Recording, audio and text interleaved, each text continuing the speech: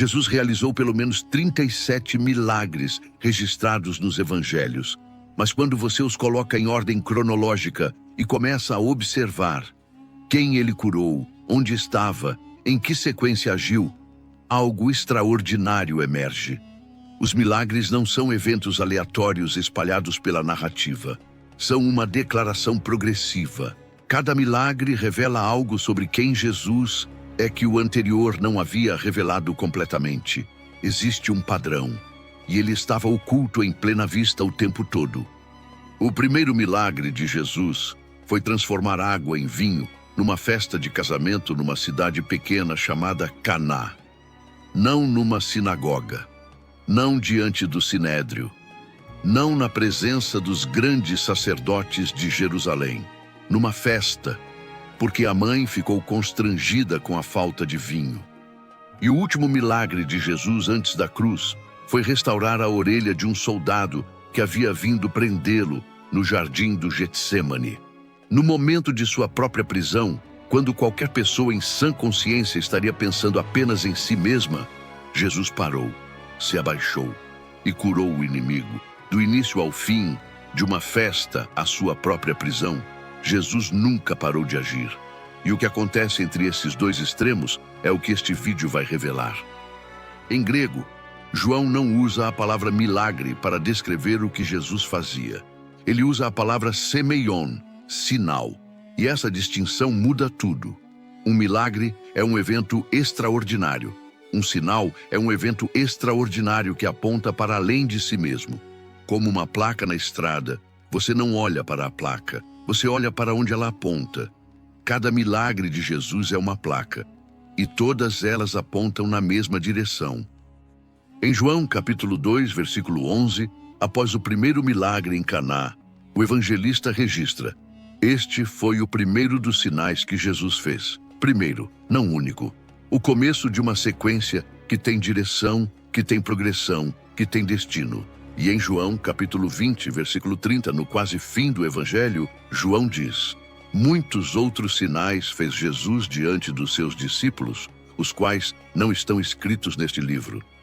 37 registrados, incontáveis não registrados. E nos que foram registrados, um padrão que ninguém que os lê com atenção consegue ignorar. Vamos entrar nele agora. Quando um novo líder assume um cargo, as primeiras decisões que ele toma revelam mais sobre seu caráter do que qualquer discurso de posse. Jesus sabia disso. Os primeiros milagres registrados nos evangelhos não são aleatórios. São uma declaração sistemática de autoridade sobre 4 domínios que o ser humano nunca conseguiu controlar: a natureza, a doença, o mundo espiritual e a morte. E essa declaração começa, como já vimos, numa festa de casamento em Caná. Maria se aproxima de Jesus e diz apenas: eles não têm vinho. Não é uma oração elaborada, não é um pedido formal. É uma conversa de mãe com filho, simples, direta, confiante. E Jesus responde transformando 120 litros de água em vinho. Não uma garrafa, 120 litros. Em João, capítulo 2, versículo 11, o evangelista registra que esse foi o primeiro dos sinais e que por meio dele os discípulos creram nele. O primeiro milagre não produziu uma cura, produziu fé. Santo Agostinho, em seus tratados sobre João, interpreta esse milagre com uma profundidade que vale pausar para considerar. A água, fria, sem sabor, sem celebração, representa a lei. O vinho, rico, festivo, gerador de alegria, representa a graça. Jesus não aboliu a água, ele a transformou, da mesma forma que não veio abolir a lei, mas cumpri-la. Então vêm os milagres que estabelecem autoridade sobre o mundo espiritual. Em Marcos, capítulo 1, versículos 23 a 26, Jesus está ensinando na sinagoga quando um homem com espírito impuro grita, e Jesus o expulsa com uma palavra, sem ritual, sem cerimônia, com autoridade direta que deixou todos os presentes em silêncio atônito. Logo depois, a sogra de Pedro, febre alta. Jesus se aproxima, toma sua mão e a febre vai embora, imediatamente. Em seguida, um leproso, o ser mais socialmente isolado da sociedade judaica, proibido de tocar ou ser tocado por qualquer pessoa. Em Marcos capítulo 1, versículos 40 a 42, ele se ajoelha diante de Jesus e diz: "Se quiseres, podes purificar-me." E Jesus faz algo que ninguém esperava. Estende a mão, toca o leproso e diz: "Quero." Fica purificado. Não precisava tocar. Poderia ter curado com uma palavra, como fez com outros, mas tocou, porque o padrão que começa aqui e atravessa todos os 37 milagres é esse. Jesus não cura de longe. Ele se aproxima, ele toca, ele entra na condição da pessoa antes de transformá-la. Em 2 Reis, capítulo 4, versículos 1 a 7, o profeta Eliseu multiplica o azeite da viúva endividada. Provisão sobrenatural no momento de desespero total. Em Caná, o mesmo padrão. O mesmo Deus que agiu através de profetas, agora age em pessoa. O quebra-cabeça continua se montando. Existe um momento nos evangelhos em que os milagres de Jesus começam a incomodar de um jeito diferente. Não porque sejam menos impressionantes, mas porque começam a cruzar linhas que a religião havia desenhado com muito cuidado. Linhas geográficas, linhas sociais, linhas étnicas, linhas que separavam o puro do impuro, o aceito do rejeitado, o de dentro do de fora. E Jesus cruza todas elas, uma por uma, sem pedir permissão. O primeiro sinal dessa ruptura é o servo do centurião romano, um oficial do exército de ocupação, o inimigo de Israel, manda mensageiros até Jesus pedindo cura para um servo que estava morrendo. E acrescenta algo que para todos os presentes soava impossível. "Não precisas vir até minha casa, apenas dize uma palavra e meu servo será curado." Em Mateus capítulo 8, versículos 8 a 10, Jesus ouve isso e para, e diz algo que ninguém esperava. "Em verdade vos digo que nem em Israel encontrei fé tão grande." O inimigo tinha mais fé do que o povo escolhido. A fronteira religiosa havia caído. E então vem a mulher com fluxo de sangue. 12 anos de hemorragia. Flávio Josefo, em suas Antiguidades Judaicas, descreve com precisão as leis de pureza judaica que tornavam a condição dessa mulher um isolamento social completo. Ela não podia tocar ninguém, não podia ser tocada. Era invisível para a sociedade religiosa ao redor dela. Havia gastado tudo o que tinha em médicos sem resultado. E mesmo assim, se aproximou de Jesus por trás, na multidão, e tocou a borda da sua veste. Jesus parou no meio de uma multidão inteira. Sentiu algo que saiu dele. Em grego, a palavra dunamis, poder de transformação, energia que muda a condição de algo. E perguntou quem havia tocado. Os discípulos olharam ao redor confusos. Havia gente por todos os lados, mas Jesus havia sentido uma diferença. O toque da fé é diferente do toque da curiosidade. No mesmo capítulo, a filha de Jairo, uma criança de 12 anos que morreu enquanto Jesus ainda estava a caminho. E Jesus entra no quarto, toma sua mão e diz em Marcos capítulo 5, versículo 41, em aramaico: "Talita cumi", menina, levanta-te. Em 1 Reis capítulo 17, versículo 14, Elias multiplica farinha e azeite para uma viúva estrangeira provisão, que atravessa fronteiras étnicas e religiosas. Em Mateus capítulo 14, versículos 25 a 27, Jesus anda sobre as águas em direção aos discípulos aterrorizados numa tempestade. A natureza dobra, as fronteiras do possível recuam. O padrão que emerge nesses milagres do meio não é apenas poder crescente, é inclusão crescente. Cada milagre alcança alguém que a religião havia deixado do lado de fora. Se você está vendo os milagres de Jesus de um jeito completamente novo, inscreva-se agora neste canal, porque no próximo bloco vamos chegar ao milagre que selou a morte de Jesus. Um homem ressuscitado, depois de 4 dias, que forçou o Sinédrio a tomar uma decisão que mudou a história. E vamos revelar uma palavra grega que descreve a reação de Jesus diante de um túmulo que a maioria das traduções não consegue capturar completamente. Há um momento nos evangelhos em que os milagres de Jesus deixam de ser apenas atos de compaixão e se tornam atos de confronto. Não confronto violento, confronto revelador. Jesus começa a curar pessoas em lugares e momentos que a religião considerava proibidos. No dia de sábado, dentro da sinagoga, diante dos fariseus que o observavam com cadernos abertos, anotando cada infração. A cura da mulher curvada há 18 anos em Lucas, capítulo 13. O homem com hidropisia em Lucas, capítulo 14. Cada um desses milagres acontece no sábado. Cada um provoca o mesmo confronto. E Jesus sempre faz a mesma pergunta antes de curar. É lícito curar no sábado ou não? Silêncio.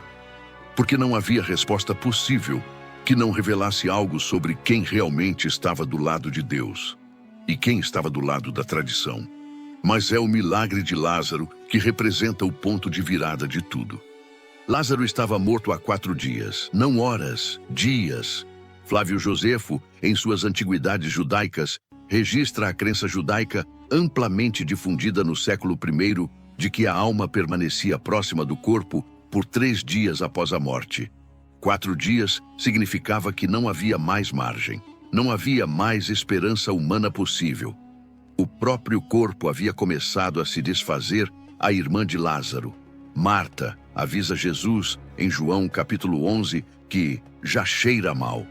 E foi exatamente nesse momento que Jesus chegou. Não chegou cedo, não chegou quando ainda havia dúvida. Chegou quando a situação era mais irreversível do que qualquer pessoa podia imaginar. Porque Jesus não age apesar do impossível, ele age dentro do impossível. Mas antes de agir, João registra 2 versículos que mudam tudo. Em João, capítulo 11, versículo 35, o versículo mais curto de toda a Bíblia, Jesus chorou. Por que Jesus chorou se sabia que ia ressuscitar Lázaro? A resposta está numa palavra grega que a maioria das traduções não consegue capturar completamente. Em João, capítulo 11, versículo 33, a palavra usada para descrever a reação de Jesus diante da dor de Maria é embrimaomai, que carrega no grego original o sentido de indignação visceral, de revolta profunda contra algo que não deveria existir. Jesus não estava apenas triste, estava indignado com a morte, estava se recusando a aceitar que aquilo era o fim natural das coisas. E então em João, capítulo 11, versículos 43 e 44, ele grita para dentro do túmulo: Lázaro, vem para fora. Eusébio de Cesareia registra que foi esse milagre. Um homem ressuscitado depois de 4 dias, visto por uma multidão inteira, que forçou o Sinédrio a tomar a decisão final de matar Jesus. A ressurreição de Lázaro selou a crucificação. Ezequiel, no capítulo 37, havia visto em visão um vale cheio de ossos secos voltando à vida. Carne, pele e sopro restaurados por uma ordem de Deus.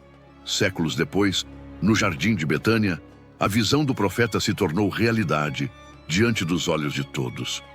O padrão oculto ficou mais visível do que nunca. Era noite fechada, no jardim do Getsêmani. Jesus havia acabado de passar horas em oração tão intensa que Lucas, o médico, registra um detalhe que nenhum outro evangelista menciona. Em Lucas, capítulo 22, versículo 44, ele descreve que o suor de Jesus se tornou como gotas de sangue caindo ao chão. Os médicos conhecem esse fenômeno. Ele tem nome hematidroses. Acontece em casos extremos de angústia, quando os vasos capilares ao redor das glândulas sudoríparas se rompem sob pressão emocional intensa. Lucas viu isso e reconheceu. O médico registrou o que os outros não souberam nomear, e foi nesse estado, exausto, angustiado, suando sangue, que Jesus viu as tochas se aproximando pelo jardim. Uma multidão armada com espadas e varas, soldados romanos, servos do sumo sacerdote, e Judas na frente, guiando todos eles até o lugar que conhecia bem, o jardim onde Jesus costumava ir orar. Pedro reagiu como Pedro sempre reagia, impulsivo, sem pensar. Sacou a espada e golpeou Malco, o servo do sumo sacerdote, cortando sua orelha direita. João, no capítulo 18, versículo 10, é o único evangelista a registrar o nome de Malco. Um detalhe pequeno que revela que essa história era conhecida e verificável. Havia pessoas vivas que conheciam Malco pelo nome. E então Jesus fez algo que para tudo. No momento de sua própria prisão, no momento em que qualquer pessoa estaria pensando apenas em sua própria sobrevivência, Jesus disse a Pedro para guardar a espada e se voltou para Malco. Lucas, e apenas Lucas, registra o que aconteceu a seguir. Em Lucas, capítulo 22, versículo 51, Jesus, respondendo, disse: "Deixai, basta." E tocando na orelha do homem, o curou. O último milagre de Jesus antes da cruz foi curar um inimigo. A palavra grega que Lucas usa é iaomai, curar, restaurar a condição original. Lucas é o único dos 4 evangelistas a registrar esse detalhe. Os outros mencionam o corte. Só o médico registrou a restauração. Santo Agostinho interpreta esse momento com uma profundidade que silencia. A orelha restaurada é símbolo da missão inteira de Jesus: restaurar no ser humano a capacidade de ouvir a voz de Deus. Malco trabalhava para o sumo sacerdote, o homem que havia perdido completamente essa capacidade. E Jesus curou o servo desse homem, gratuitamente, sem pedir nada em troca. Em Gênesis capítulo 22, versículo 12, Deus interrompe o sacrifício de Isaque no último momento, a misericórdia agindo no limite extremo. No Getsêmani, no limite mais extremo de sua própria vida, Jesus age com a mesma misericórdia. O padrão se repete pela última vez antes da cruz. Do primeiro ao último milagre, Jesus nunca curou para impressionar, nunca agiu para provar algo, nunca escolheu os merecedores. Ele apenas agiu, até o fim. 37 milagres registrados. E quando você os coloca em ordem e olha para o padrão completo, do vinho em Caná à orelha de Malco, o que emerge não é uma lista de eventos sobrenaturais. É um retrato consistente, coerente e perturbador de como Deus age quando está perto de seres humanos. Ele age no cotidiano. O primeiro milagre não foi numa batalha épica nem num momento de crise nacional. Foi numa festa onde o vinho acabou. Deus não reserva a sua presença para os grandes momentos. Ele está nos pequenos, nos constrangedores, nos que você nem ousaria levar a Deus, porque parecem pequenos demais para incomodar o Criador do universo. Ele para no meio da multidão por uma pessoa. A mulher com fluxo de sangue não gritou, não se identificou, tocou em silêncio, com vergonha, esperando não ser notada. E Jesus parou tudo, porque para ele nunca houve multidão, houve sempre pessoas. E você, no meio de tudo o que está acontecendo ao seu redor, não é parte de uma multidão para ele. Você é a pessoa que ele para olhar. Ele age quando tudo parece tarde demais. Lázaro estava morto há 4 dias, a situação mais irreversível que os presentes podiam imaginar. E foi exatamente ali que Jesus chegou. Se você está olhando para uma área da sua vida e pensando que já passou do prazo, que já não há o que fazer, que o túmulo já está fechado, o padrão dos milagres diz outra coisa. Jesus não chegou cedo em Betânia. Chegou quando só ele ainda podia fazer algo. Ele cura até o inimigo.